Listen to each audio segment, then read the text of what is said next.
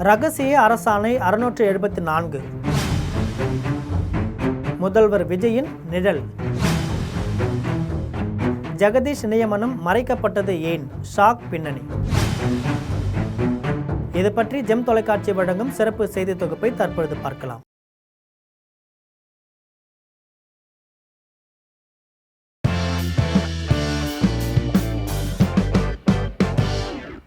தமிழக முதல்வர் ஜோசப் விஜயின் தனி செயலராக த ரூட் நிறுவனர் ஜெகதீஷ் பழனிசாமி நியமனம் செய்யப்பட்டிருக்கிறார். ஆனால் இவரின் நியமனம் கிட்டத்தட்ட 1 மாதமாக மறைக்கப்பட்டு இப்போதுதான் வெளியே சொல்லப்பட்டிருக்கு.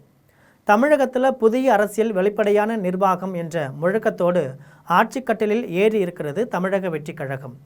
ஆனால் ஆட்சி அமைந்த சில வாரங்களிலேயே கோட்டை வட்டாரத்திலிருந்து கசிய தொடங்கியிருக்கும் ஒரு செய்தி தாவேகா அரசின் வெளிப்படைத்தன்மை மீதே பெரும் கேள்விக்குறியை எழுப்பியிருக்கு.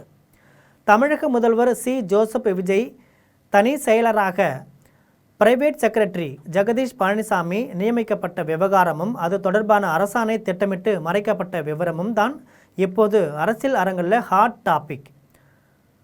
அடுத்தடுத்து எண்கள் வெளியான ஒன்று. மறைக்கப்பட்ட இன்னொன்று தமிழக அரசின் பொதுத்துறையின் கோப்புகளிலிருந்து வெளிவந்துள்ள தகவல்கள் அதிர வைக்கிறது. முதல்வர் விஜயின் தனிப்பட்ட குழு மற்றும் சிறப்பு அதிகாரிகளின் நியமனங்கள் ஒரே தேதியில் அடுத்தடுத்து கோப்பு எண்களாகத்தான் தயார் செய்யப்பட்டிருக்கு. வேடிக்கை என்னவென்றால் அரசாணை எண் 675 படி ரத்தன் பண்டித் சிறப்பு அதிகாரியாக நியமிக்கப்பட்ட விவரம் அன்றைக்கே ஊடகங்களுக்கும் பொதுமக்களுக்கும் முறைப்படி அறிவிக்கப்பட்டது. ஆனால் அதற்கு முந்தைய எண்ணான 674 இருந்த ஜெகதீஷ் பழனிசாமியின் நியமன அரசாணை மட்டும் தமிழக அரசின் அதிகாரப்பூர்வ தளங்களிலோ அல்லது செய்தி குறிப்புகளிலோ வெளியிடப்படாமல் ரட்டிப்பு செய்யப்பட்டது. 40 நாள் ரகசியமும் வேறு வழியின்றி வந்த ட்விட்டர் பதிவும்.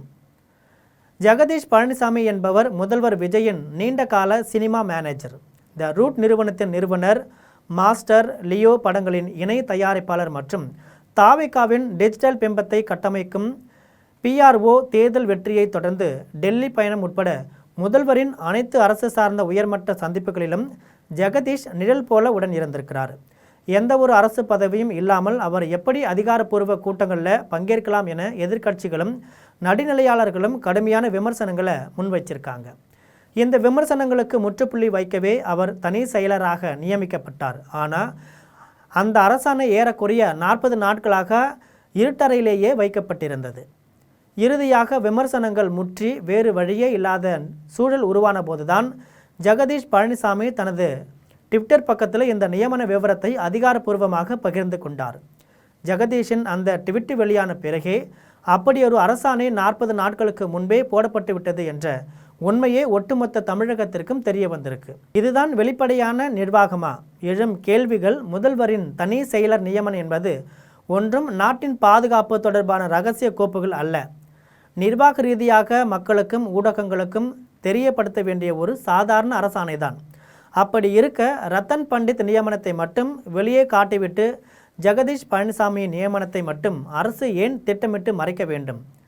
சினிமாவை தாண்டி அரசு நிர்வாகத்திற்குள் தங்களுக்கு நெருக்கமானவர்களை கொண்டு வரும்போது எழும் விமர்சனங்களுக்கு அஞ்சியே இந்த இழுத்தடிப்பு நாடகம் அரங்கேறுகிறதா?